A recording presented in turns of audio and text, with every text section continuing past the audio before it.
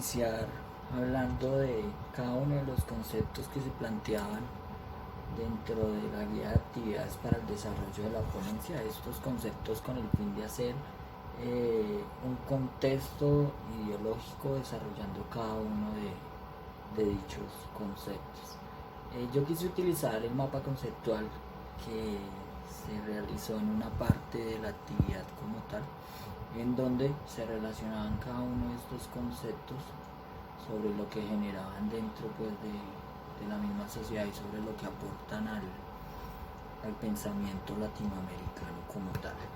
Entonces hablamos de que América Latina divide sus pensamientos en dos conceptos, el concepto colonial y el concepto decolonial. Que cuando hablamos de colonial, básicamente la estructura básica del sistema colonial no ha variado a pesar de haberse alcanzado una independencia formal. Es decir, que a pesar de que Latinoamérica logró la independencia, digamos, de sus colonizadores, se sigue teniendo una dependencia como tal, no tanto a los colonizadores que llegaron en primera instancia, pero así a políticas, ideas y sobre todo económicamente se siguió dependiendo de otros países. El pensamiento colonial es el pensamiento que analiza críticamente la matriz del poder colonial generado por, ahí podemos hablar de un tercer concepto que es el capitalismo, de ese sistema económico y político que se instauró en el mundo para desarrollar diferentes ideas políticas y económicas y que digamos que han colonizado también los diferentes países, sobre todo de Latinoamérica como tal. Tenemos entonces que lo colonial también se da en consecuencia del eurocentrismo. Entonces, si por un lado se da por el capitalismo, por el otro se da por el eurocentrismo, que generan los pueblos un subdesarrollo acompañado pues de la pobreza, porque pues si hay subdesarrollo, obviamente debe existir unas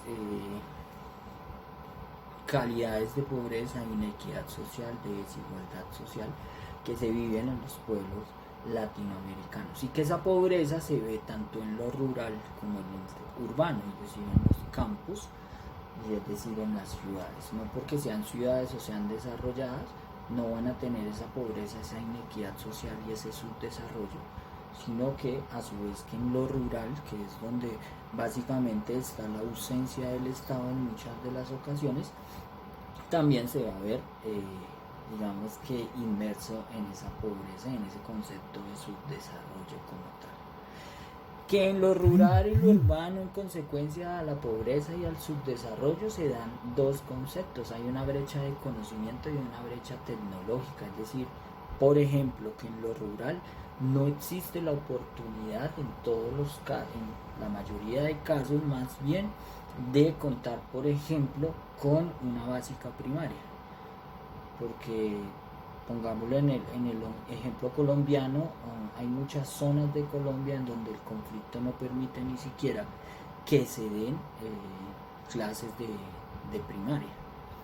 Entonces todo esto también genera una brecha de conocimiento, es decir, que las personas que habitan las zonas rurales, hablando de lo rural, pues no alcanzan ni siquiera a tener la educación básica. Y también si lo vemos en lo urbano, puede llegar a suceder. Hay una brecha del conocimiento en consecuencia a esos conceptos de subdesarrollo y pobreza que hemos tratado de explicar. Y claro que hay una brecha tecnológica en consecuencia a lo mismo que venía hablando, y es a la ausencia del Estado, a la inequidad social. Entonces hay personas, hay niños, por ejemplo, un ejemplo, valga la redundancia, claro, es el tema que se vio en la pandemia, que muchos niños pasaron de la presencialidad a la virtualidad por los confinamientos obligatorios y demás, pero ni siquiera tenían un computador ni acceso a internet para poder desarrollar sus actividades. Es decir, que en Colombia, hablando de Colombia, un país latinoamericano, existe una brecha tecnológica a pesar de que estamos en el siglo XXI. Vamos que hasta ahí los conceptos del costado izquierdo de la pantalla. Ahora, ¿que dónde se ve eso de colonial, ese eurocentrismo, ese subdesarrollo? Bueno, esos conceptos, claro que se ven en una sociedad moderna y en la sociedad tradicional como tal. No está clasificado que solamente en la sociedad moderna se vio. Si hablamos de la tradicional, también se veía, y si hablamos de sociedades antiguas, también se veía ese tipo. Lo que pasa es que a mi parecer no era tan profundo como se ve ahora. Pero de igual forma se veía y se sentía ese digamos, subdesarrollo, digamos, yo lo llamo inequidad, en el entendido mismo de lo que estamos trabajando, todo se genera por una inequidad como tal. Esa sociedad moderna adoptó algo que era el etnocentrismo. Y cuando hablamos de etnocentrismo, básicamente es un estimativo ideológico a través del cual el individuo analiza el mundo de acuerdo a los parámetros de su propia realidad. Dependiendo de cómo está viviendo, lo analiza, lo interpreta, saca conclusiones y asimismo pues desarrolla cada una de sus actividades cotidianas dentro y haciendo parte de una sociedad. Que gracias a ese etnocentrismo en cierta medida se generaron unas industrias culturales entendidas como el desarrollo de la cultura que aporta también al desarrollo de un país como tal. Y que esa industria cultural generó una dependencia. Y obviamente que la dependencia viene amarrada al capitalismo. Somos dependientes de las políticas que genera el capitalismo, no solamente a nivel mundial, sino a nivel latinoamericano como tal. Y esa dependencia también obviamente genera una riqueza que se centra en los dueños de los medios de producción. Entonces, en la centralidad de la riqueza, hablamos que está o la tienen los dueños de los medios de producción, a mi concepto, y que todo esto viene en consecuencia del capitalismo como tal. Ahora bien, ¿qué se ve en la periferia o solamente se ve en los campos? Ya hablamos de que se ve en lo rural y lo urbano. Obviamente en la periferia, en las grandes ciudades, donde se supone hay más desarrollo, donde se supone llega el internet, donde se supone llegan diferentes alternativas que de pronto no llegan al campo, se puede hablar de que hay un desarrollo, pero un desarrollo no tan como se esperaba que fuese, ¿cierto? Porque si hay un desarrollo económico, porque están las industrias, y esto trae un desarrollo político, porque están las entidades del poder y demás, y se supone que la gente vive mejor que en las zonas rurales, pero si uno se pone a ver en las periferias, también hay estados de pobreza, de subdesarrollo, como ya lo vimos, hay brecha tecnológica y hay una brecha de conocimiento como tal.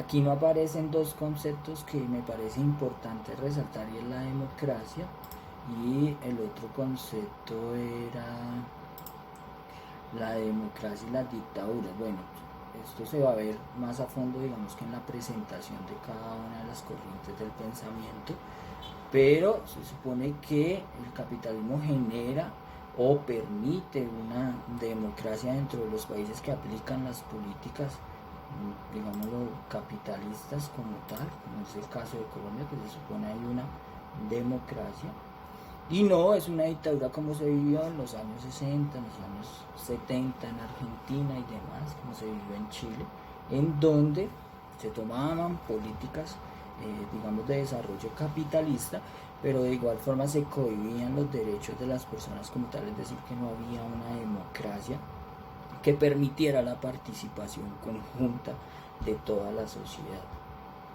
Esto en el tema de conceptos, como lo decía al inicio, una contextualización a lo que va a ser el desarrollo de las corrientes del pensamiento sociológico y a la reflexión final que se plantea dentro de la guía de actividades. Digamos que el mapa conceptual, a mi concepto, pues nos permite profundizar más en cada uno de los términos y entenderlos en la realidad actual que se vive en los países de Latinoamérica y en Colombia como tal, que es donde pues estoy ubicado, no solo como estudiante, sino como miembro de la sociedad.